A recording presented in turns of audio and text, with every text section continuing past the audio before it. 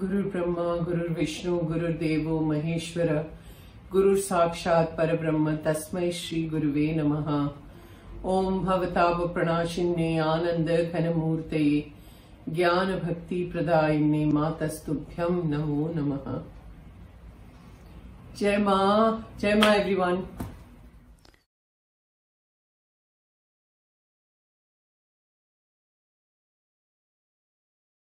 अब अर्थ भी ध्यान में आया। तिलक जो लगता है वो संप्रदाय का ही निदर्शक है। द्वैती विशिष्ट पद्धति से करेंगे, अद्वैती विशिष्ट पद्धति से लगाएंगे, शैव विशिष्ट पद्धति से ही तिलक करेंगे। वैष्णव का तिलक कुछ अलग ही रहेगा। मैं तो किस संप्रदाय का नहीं था, अपने हाथ से मुझे अपना बना लिया। ये विलक्षण भाव उनके मन में आ गया कि मां ने अपने हाथ से मुझे अपना बना लिया है। सब परिवर्तन हो गया, एकदम सब कुछ छोड़ दिया। मां के निर्देशानुसार वही रहकर जो कुछ सेवा उसी को करेंगे। अखंड महायज्ञ में भी वो थे। उस समय की बहुत सी बातें उनके मुख से सुनी हैं। इतना खड़तर कर्मयोग, वो सिर्फ भगवत भजन करना, पूजन करना, भगवत भक्ति में रममाण होना, ये ही जिनका अंतरंग का भाव एक ही क्षण में कठोर कर्मयोग में परिवर्तित कर दिया, आमूलाग्र परिवर्तन कर दिया। आखिरी तक सेवा करते रहे हैं आश्रम के। एक और आप सब लोग शायद उन्हें जानते होंगे। उनका नाम था रमेश दत्त। कश्मीरी थे, फोटोग्राफर थे। मां के प्रति विलक्षण भाव था उनका कि उनके कहानी बड़े अद्भुत है। उनके ही मुख से हमने सुनी है। ये भीमपुरा आश्रम में एक बार वो आए हैं, तो उस समय उन्होंने अपने मुख से बात बताई हमें। वो कहते हैं कि मैं पहले बड़ा व्यसनी था, शराब और सिगरेट इसके बिना मैं नहीं रह सकता था। लगातार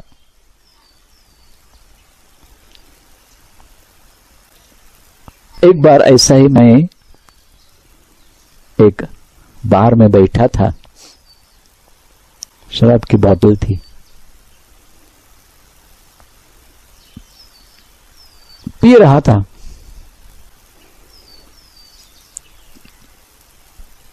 पूरा बेहोश तो नहीं हो गया था, थोड़ा थोड़ा पी रहा था। इतने में देखा सामने कोई बैठा है, वो भी पी रहा है। एकदम मस्त हो गया पी के, लड़खड़ाते उठ गया। फिर जो बिल सामने रखा वो चुकता करने के लिए जेब से पॉकेट निकाला, उसमें से पैसा निकाल के उस थाली में डाल रहा है। और वो जेब में रखते समय उसमें से एक फोटो नीचे गिर गया। तो देख रहे थे उसकी तरफ, रमेश दत्त तो उसकी तरफ देख रहे हैं। फोटो नीचे गिर गया। इनके मन में आया कि कुछ गिरा है नीचे, तो उसको वापस देना ही चाहिए। उठ गए, उठाया, फोटो देखते ही कुछ अजीब लगने लगा। कुछ ऐसे परिवर्तन हो रहा अंतरंग में। शराब की आसक्ति पूरी चली गई, सिगरेट की आसक्ति पूरी चल गई। विचार आ रहा है कौन है ये, दौड़ के गए पूछने के लिए, लेकिन वो अपनी कार में बैठ के कहां किधर चला गया कुछ पता नहीं।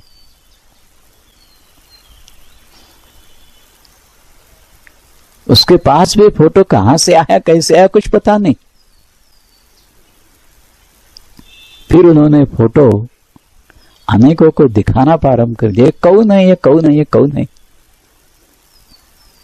जिस क्षण को देखा फोटो को, उस क्षण से सिवाय वो प्रतिमा और विचार नहीं। खोज रहे, खोजते खोजते पता चला कि आनंदमयी मां है। फिर मां के पास आ गए और अद्भुत रीति से मां का प्यार भी पाया है उन्होंने। प्रधान बात उसमें यह है कि एक ही क्षण में जीवन में आमूलाग्र परिवर्तन, वो भी प्रतिमा देखकर, फोटो देखकर, उस दृष्टि से। ये बात तो बहुत कम देखने में आती है। इस अध्यात्म जगत की अनेक विभूतियां, उनके अनेक चमत्कार, सत्य हम देख सकते हैं, लेकिन इस प्रकार का प्रसंग बहुत कम देखने में आता है। मेरे तो जितना मेरा संपर्क है उसमें इस प्रकार एक ही क्षण में जीवन में परिवर्तन हो गया, सिर्फ फोटो देखकर, ऐसा किसी के पास भी नहीं देखा। हाँ, दर्शन से परिवर्तन हो गया है, ये कई महापुरुषों के संबंध में देखा है कि विनीत भाव से आत्मसमर्पण किया, वंदन किया, बस एकदम परिवर्तन हो गया जीवन में। लेकिन इस प्रकार तो देख नहीं सकते। इसके पीछे रहस्य क्या होगा?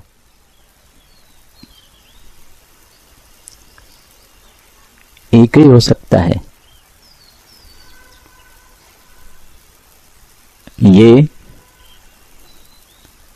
पूर्व से ही, पूर्व से माने इसके पहला जन्म, उसका पहला, यानी पूर्व जन्म में किसी ना किसी रीति से मां के संपर्क में जरूर आए हैं।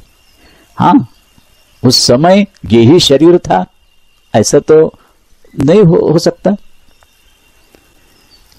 अथवा ये मां का अवतार, उसका पूर्व अवतार, ऐसा भी नहीं कर सकते।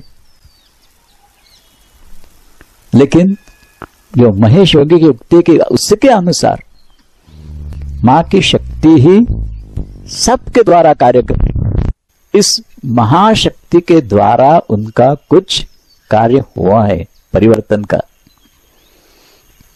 और जब प्रारब्धवश इस प्रकार के व्यसन में फंस गए हैं,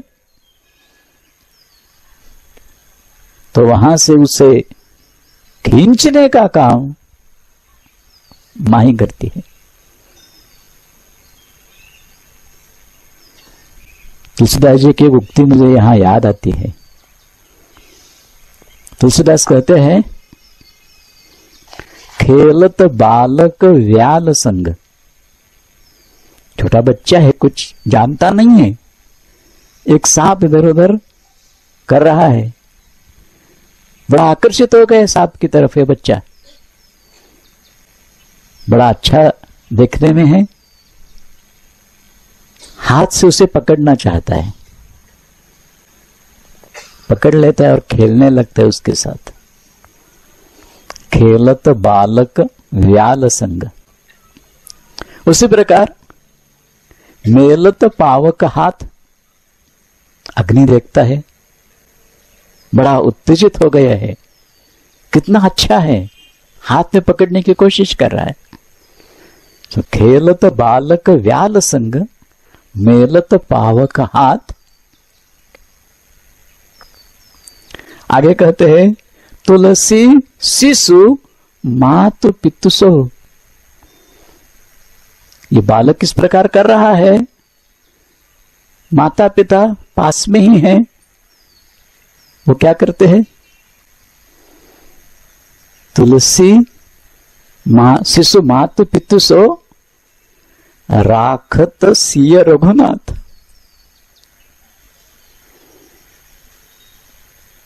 स्वयं भगवान प्रभु रामचंद्र सीता मई सहित माता पिता के प्यार से इस बालक की रक्षा करते हैं। माता पिता जिस प्रकार बालक को अग्नि में हाथ डालने नहीं देंगे, सांप के साथ खेलने नहीं देंगे, उसी प्रकार प्रभु रामचंद्र जगत जननी के साथ उसकी रक्षा करते हैं। यही तो ये बात है।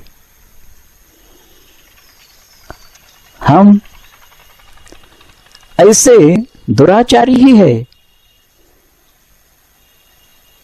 कितने भी कुकर्म कर डालते हैं। एक प्रकार से ये सोचते हैं, हाँ ये बड़ा अच्छा है, ये बड़ा अच्छा है, ये बड़ा अच्छा है, इसमें ये सुख है, इसमें ये सुख है। उसी में गुंथना हमारा धर्म बन जाता है। लेकिन श्री रघुनाथ पूर्ण ब्रह्म नारायण, पूर्ण ब्रह्म नारायणी, वही रक्षा करती है, दूसरा कोई नहीं। सिर्फ उस फोटोग्राफ को देखकर इनके जीवन में पूरा आमूलाग्र परिवर्तन हो गया है। कितनी बातें हैं मां की लीला में। किसी रेलवे प्लेटफॉर्म पर चहलकदमी कर रही है ऐसी, एक बीड़ी पी रहा है आदमी, एक के बाद दूसरे, दूसरे के बाद तीसरे, लगातार। उसके पास मां जाती है और अंजलि करके बीड़ी मांगते है उससे। वो दे देता है, लेकिन उसी क्षण से आगे एक बार भी उसने बीड़ी पी नहीं है। मानो वो बीड़ी नहीं, वो व्यसन ही उसने माने खींच लिया उससे। इसे एक एक क्षण में जीवन में पूरा आमूलाग्र परिवर्तन। तो ये बड़ी विलक्षण बात यहां हम देखते हैं। एक अति सामान्य का उदाहरण है ये। एक नौकरानी है हमारे महाराष्ट्र के,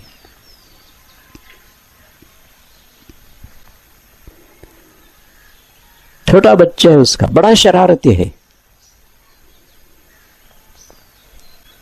इतना शरारती है, एक क्षण भी कहीं रुकेगा नहीं, नींद में जितना रहेगा उतना ही, नहीं तो इधर उधर भागेगा, ये वस्तु लेगा, वो तोड़ दे, फोड़ दे, इस प्रकार ही करता रहेगा।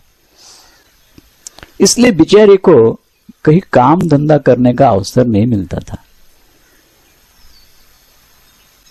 काम धंधा किए बिना उपजीविका तो हो नहीं सकती है, फिर वो बच्चे की वजह से कर नहीं पाती है। जब मेरी पत्नी दया बीमार थी, तब घर का कामकाज करने के लिए लिताई पुताई करना, सफाई करना, इसके लिए नौकरानी की जरूरत थी। लेकिन आइन समय पे तो ऐसे मिल नहीं सकते।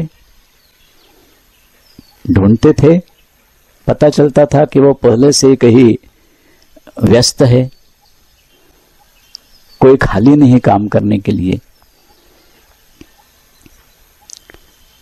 तो इसके पास गए, उसने कहा कि मैं तो तैयार हूं, लेकिन मेरा लड़का मुझे काम करने नहीं देगा। क्या करता है? और बोली मुझे कुछ नहीं करता है, उसे छोड़कर मैं काम करने लगूंगी ना तो घर में ऐसा दौड़ता है, जो देखेगा उसे खींच लेगा, फाड़ेगा, सब कुछ ऐसा करता रहेगा। इसलिए कोई मुझे आप काम पे रखता नहीं है मुझे। हमने मन में सोचा कि ठीक है, जब तक ये काम करेंगे तब तक इसके बच्चे की देखभाल हम करेंगे। उसे कहा कि ठीक है, बच्चे की जिम्मेदारी मैं लेता हूं। हमारे घर में नीचे कुछ जगह है, वहां पौधे आदि है, उसे लेकर वही कितने आधे घंटे का तो सवाल है, उसे उधर खिलाऊंगा मैं। वो तो आ गई। मेरी पत्नी जहां बेड पर लेटी है, हमारे घर के हॉल में, सामने ही मां की तस्वीर। दूसरे दिन वो अपने बच्चे को लेकर आ गई। आ जाने के बाद हमने कहा ठीक है, छोड़ दो बच्चे को, मैं उसे नीचे ले जाता हूं, तुम काम करो यहां और जाते समय बच्चे को ले जाना। उसने उसे नीचे रखा। बच्चे की तो आदत ऐसी थी कि जो चीज देखेगा उसको खींचने की कोशिश करेगा। तो उसकी पहली दृष्टि गई मां के फोटो के ऊपर, और आश्चर्य की बात, उसके मां को भी आश्चर्य हुआ। वो वहां गया, सिर्फ बैठ गया देखते देखते मां की तरफ। कोई शरारत नहीं, कुछ नहीं, कुछ नहीं, एक टक देखते रहा, एक लक्ष्य।